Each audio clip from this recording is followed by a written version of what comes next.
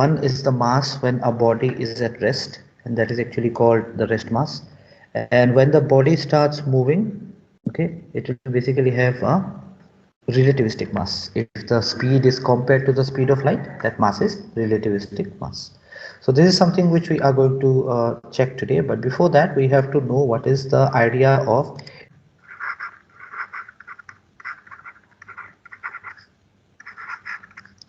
this is addition of velocities, or we also call it as transformation of velocities.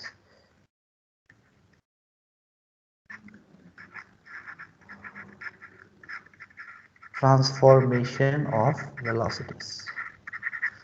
Now, why we need it and why we need to understand it is something which is important. So before I start, just going to give you a brief idea on this. So if we all remember that when we talk about the change or the relativistic change in position, we do have the Lorentz transformation, okay, where we know x prime is equal to x minus vt divided by root over of 1 minus v square by c square. Then y prime is equal to y and z prime is equal to z. Now this was actually with respect to position. Of course we have time also with respect to position. But now if we just take a rate of change of this position, that means we are going to get velocity. If we take velocity, what is the relation? Is it the same or it's going to change? Does y prime remain as y? That means, does it mean that the velocity along the y axis will be this?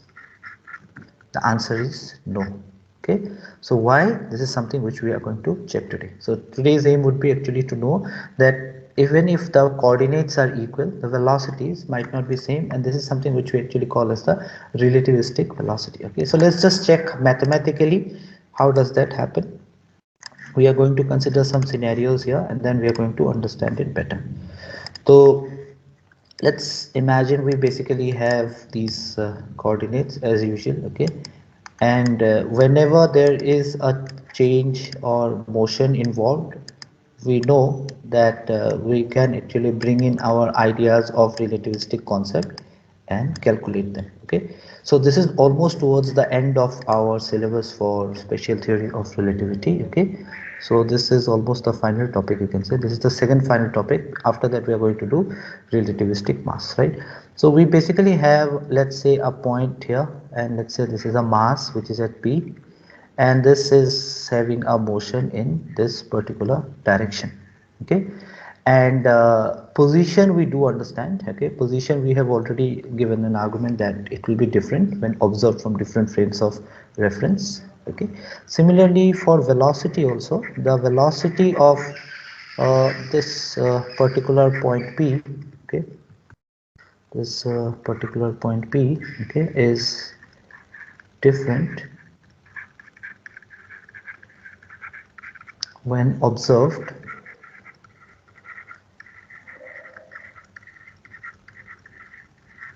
okay from S and S prime, from S and S prime, right? So this is your S prime and this is your S.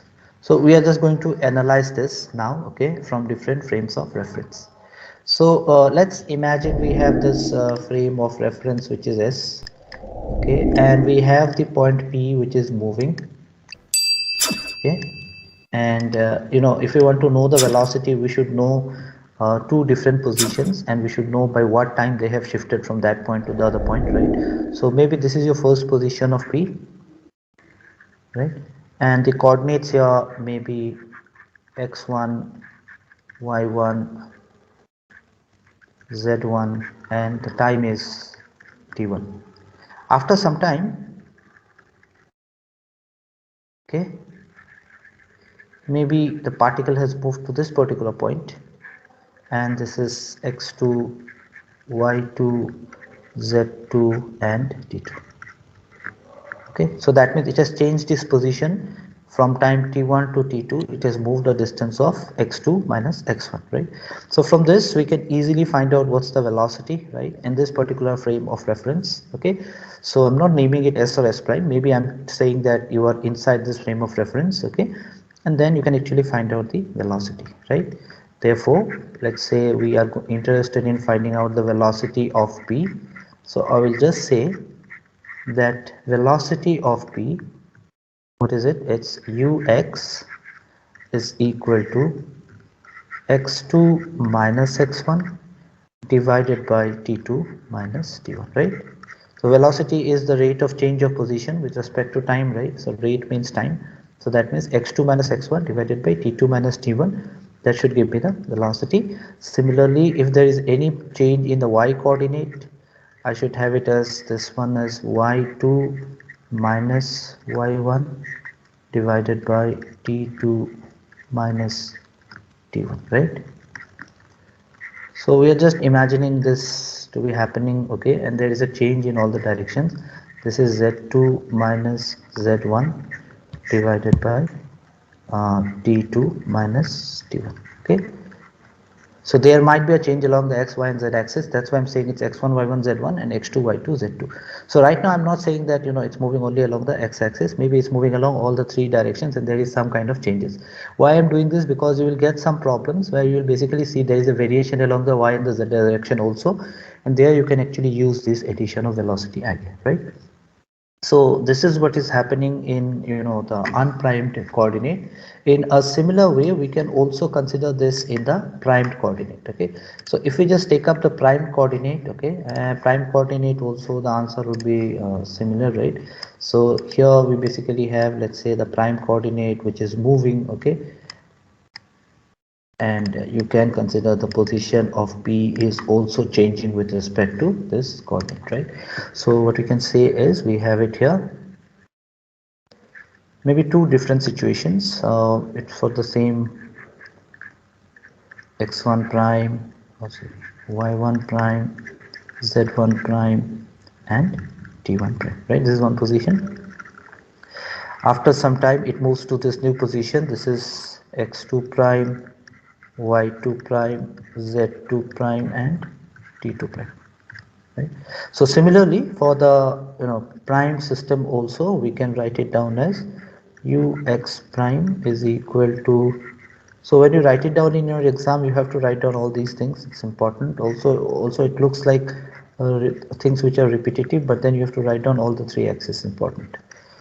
T1 prime, and then you have got uy prime is equal to y2 prime minus y1 prime. Just going by the basic definitions here, t2 prime minus t1 prime, and then we have got u z prime is equal to z2 prime minus z1 prime divided by t2 prime minus t1 prime.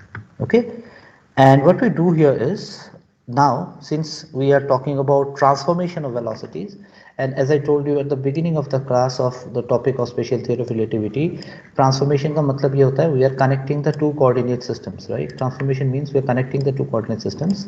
So we are going to connect the coordinates between ux and u, our aim here. So what we do here is we connect, okay, the velocity in two frames, the velocity in two frames. So we are going to connect those two velocities, and let's see how we can actually do it. So for connecting the velocity, first we have to use the relation between the position, and then you can connect the velocity. So let's see how we can do it, right? So what we do here is we already have a relation, so we have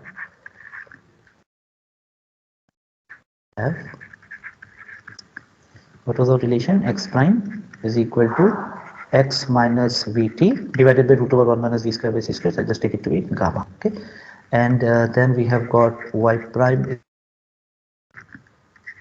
z prime is equal to z, right? And then we have got it as t prime is equal to, so I'm just repeating these things, vx divided by c square into t. So you already know these relations, so I'm going to just use these relations again, okay, and let's see how we can do it. Therefore ux prime That means I'm basically taking the velocities now, okay, is equal to, now if you see this, x2 prime minus x1 prime, right? We already know the relation between x prime and x, so we also know the relation between x2 prime and x2, right?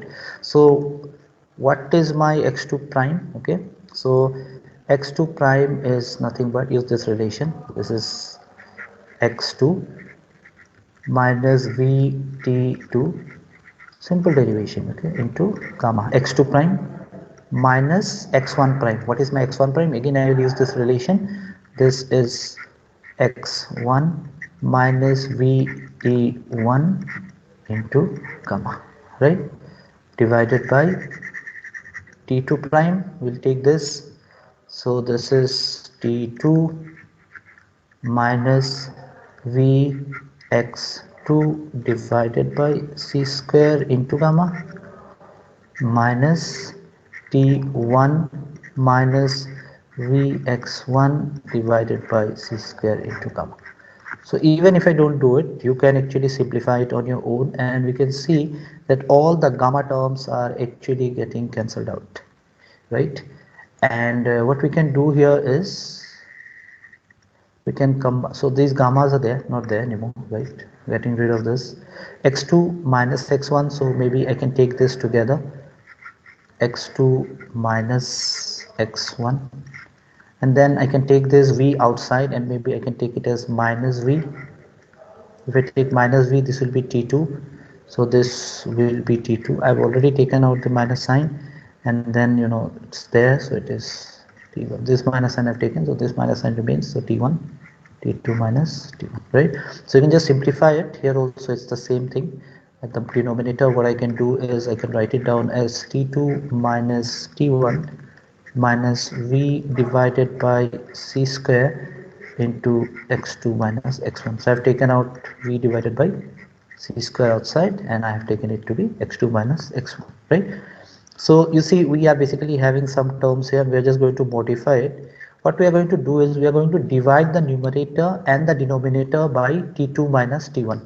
So we are going to divide each of these terms by t2 minus t1. So the first term would be, okay, take a different color, x2 minus x1, okay, divided by t2 minus t1 minus v, right, because this is divided by t2 minus t1, and then this one is t2 minus t1, so it will just remain with 1 minus, this is v divided by c square, and this is x2 minus x1 divided by t2 minus t1, right?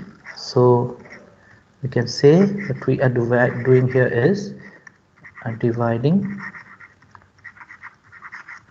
numerator and denominator by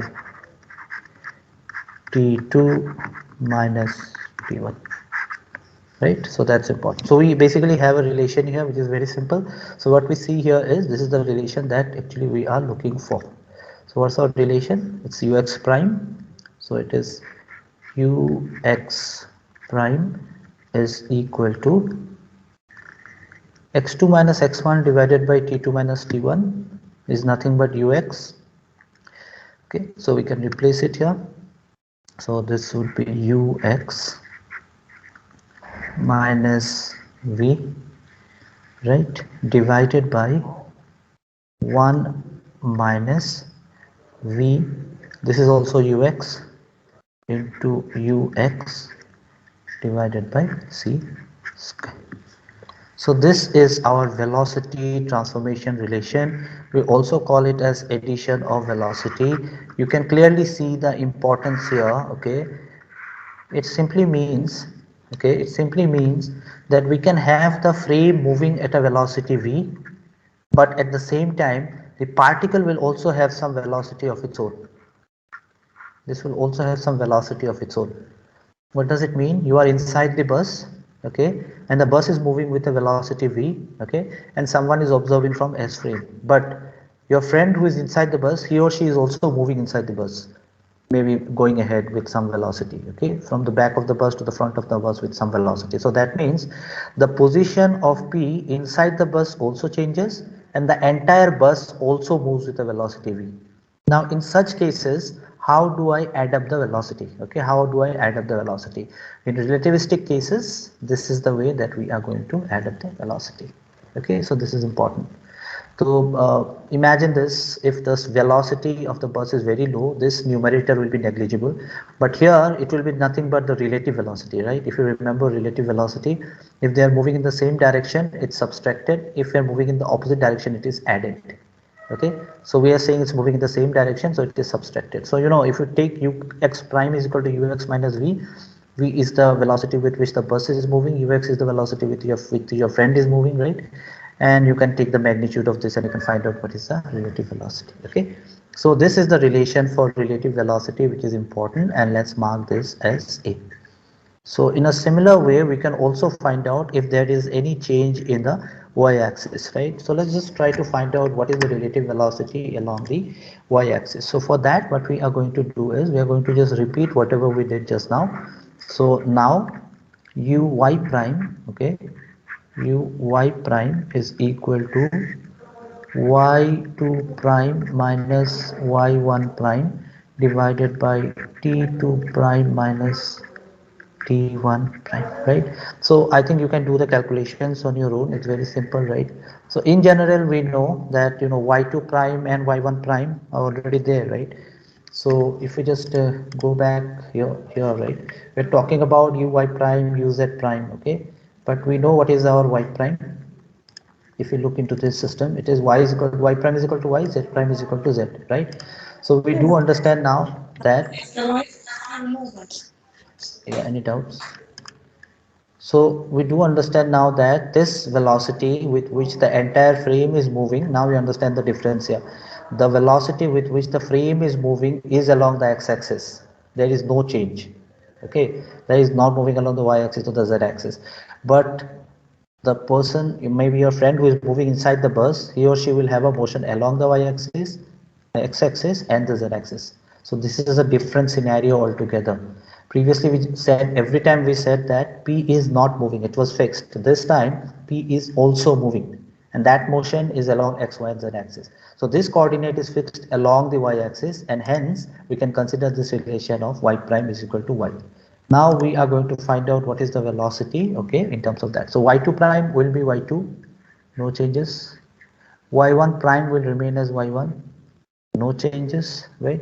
And in place of t2 prime, we can actually write down whatever we have from the relativistic relation, t2 minus vx divided by c square, so this is x2, right, into gamma minus, this is t1 minus vx1 divided by c square, right, into gamma.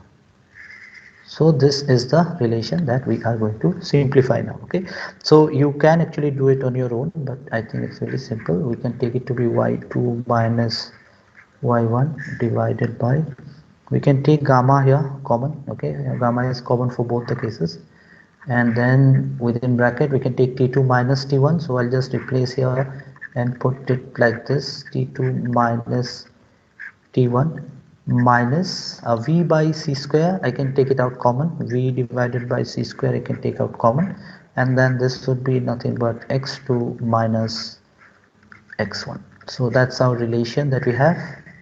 Okay, and we can actually simplify it further. As I told you, I can divide the numerator and denominator by t2 minus t1. We just do it to convert it into velocity terms. So y2 minus y1 divided by t2 minus t1, that's the numerator, and in the denominator I can have it as gamma. Pehla wala term, if I divide it, it will be just 1, and then this is minus v divided by c square, and then we have it as x2 minus x1 divided by t2 minus t1. So you see, this one also is something which you are getting in terms of velocity. Okay, and even if the velocity is along the y-axis, the x component does have a role here, right? So that means this actually can be written as y2 minus y1 divided by t2 minus t1 is uy into, this is gamma. Gamma is 1 divided by, if some of you can't recall this, I told you, 1 minus v square by c square. So gamma is this. So if this is divided, so this will come up. So I can just simply multiply it and write it down as 1 minus v square by c square divided by 1 minus v by c square into, this is ux. Okay, that's the velocity. So this is the velocity along the y-axis. So you see it's different. There is some value to it because the body is also moving. So this is again important. Okay. So what should I note here? A very important point, that if the point P is moving, the velocity along the prime coordinate is not equal to the velocity along the unprimed coordinate. Okay, in fact it's different, right? In normal circumstances, when the velocity is not comparable to the speed of light, this will become 1, this will become 1, okay, 0. So this is, this is root over of this 1 minus 0, this is 1, this is 0, so it will remain as uy. So this is valid when the speed is not very high, it is low. But if the speed is high, we have to consider this as the relativistic velocity. If any of you are confused that why we are using different relations, because in our day-to-day life this speed is very low, but when we consider something moving at a very fast speed, definitely this velocity of will be having an effect, and the velocity in the unprimed coordinate won't be equal to the velocity in the primed coordinate. Right, for z-axis we are not going to do it. I think if you do the calculations you are going to get it. It's very simple, similar. So similarly, if we just consider the z-axis, uz prime is equal to, on the top we are going to get it as uz into root over of 1 minus v square by c square. Okay, in the denominator we are going to get it as 1 minus v divided by c square into ux. The denominator will always have a ux term because of t2 and t1. So you see t2 prime and t1, t2 or t1 prime and t1 are connected via x-axis, x coordinate. So that's why this denominator is always going to have a theta. Very important. Okay, so if we take this is our third relation. So all these relations, okay, well, let me just mark this as B, and let me just mark this as C. Okay, all these relations, so A, B and C are velocity transformation equation.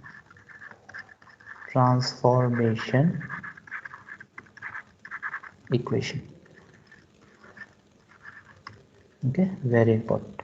So what does it mean? That if we are basically considering a speed which is very high, which is the relativistic speed, these are the velocities. Okay, so in general, if we just write it down under Galilean transformation, this is under Lorentz transformation. Okay, you can also do it under Galilean transformation, but then that is very obvious. Under Galilean transformation,